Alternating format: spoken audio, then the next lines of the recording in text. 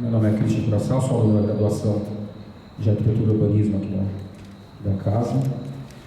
E eu tenho acompanhado algumas audiências, fóruns, algumas atividades relacionadas às discussões. E em todas as situações foi levantada a questão da participação popular, da divulgação, da representatividade. E aí isso me chama um pouco a atenção, porque a gente estava até falando um pouco aqui sobre diagnóstico, e eu acho que esse é um claro diagnóstico da descrença que a sociedade tem em relação à prefeitura, em relação a um diálogo efetivo e uma participação efetiva na gestão da cidade. Inúmeras atitudes vêm sendo, eu tenho acompanhado que inúmeras atitudes vêm sendo tomadas pela prefeitura, que aparentemente não contam com a participação efetiva dos envolvidos. E isso acho que acaba gerando boa parte dessa descrença, né? Um exemplo que eu acho que pode ser emblemático e que sempre é colocado em questão é a reforma da Barra e de vários outros pontos da cidade.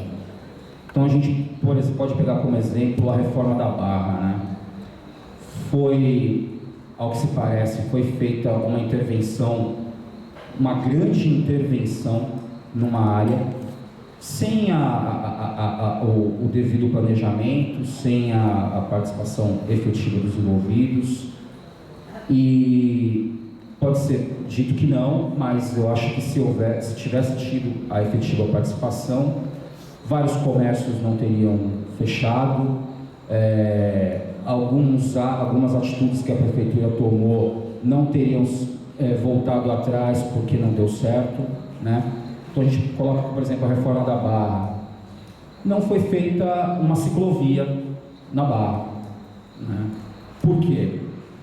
A prefeitura não pensa numa ciclovia como matriz de mobilidade urbana, ou simplesmente não se pensou nisso? Porque optou-se por piso compartilhado, inclusive, né, utilizando o piso intertravado. E agora, na última semana, foi liberado a circulação de veículos de grande porte numa via com piso intertravado, né, que vai demandar uma manutenção muito maior do que já é feita atualmente. Você inviabilizando a prática efetiva do espaço por pedestres, porque não tem condição você querer colocar um ciclista, um corredor e um ônibus para compartilhar uma mesma via, né? E se fosse para ter esse tipo de utilização, pelo pouco entendimento que eu tenho, o piso intertravado não é o piso mais recomendável. Uma intervenção daquele porte, e se intensificou ainda mais o clima árido que tem ali, né? A princípio não teve nenhuma preocupação com planejamento paisagístico. Novamente, pelo tamanho da intervenção que foi feita, é inaceitável, fechando inclusive as vias, que boa parte da reforma que tenha sido feita, a aterração não tenha sido a fiação não tenha sido aterrada. Quer dizer, a gente vai ter que, numa próxima situação de reforma, ter que interditar novamente toda aquela região para poder aterrar a fiação. Gastaram milhões com um sistema subterrâneo para coleta seletiva, e eu estou todos os dias no Porto da Barra, e eu vejo que quem faz a coleta de containers que foram colocados no subsolo é a mesma coleta de dejeto orgânico, enfim, no geral. Os milhões que foram investidos ali são destinados para que os dejetos vão para o mesmo lugar, para um aterro comum, ou sei lá para onde, né? Está tendo agora manifestações de interrupção do projeto do Rio Vermelho, né? A sociedade está questionando.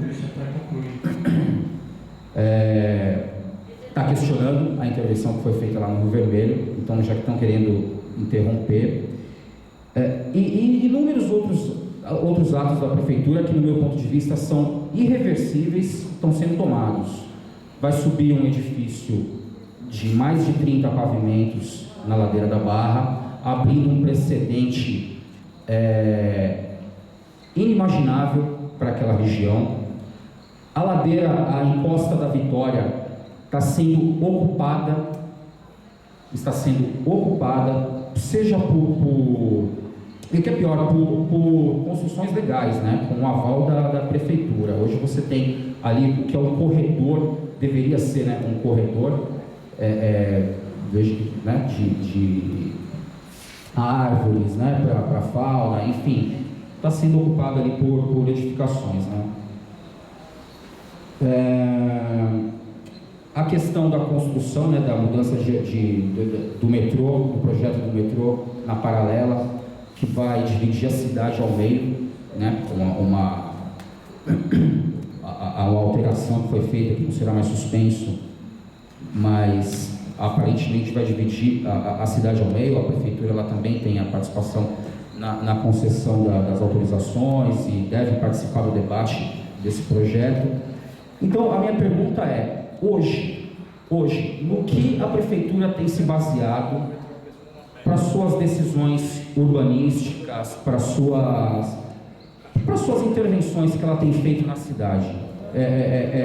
Ela tem se baseado em parte do que tem sido discutido sobre o PDDU, ela tem se baseado em parte em estudos da FIP, ela tem se baseado nas oficinas. Hoje, o que determina os atos da prefeitura que, ao meu ver, estão indo completamente para o lado inverso do que tem sido discutido no PDDU, na LOUS e no Plano 500. Um outro exemplo é, como o colega citou, a venda de praticamente uma centena de imóveis em nome da prefeitura, incluindo aí, inclusive até praça nesses lotes, áreas lineares né, leitos de rios, áreas ocupadas. Então eu gostaria de saber no que está se baseando hoje esses atos da prefeitura, para que a gente possa entender como que vão ser utilizadas essas ferramentas que estão sendo discutidas aqui no futuro. Obrigado. Obrigado.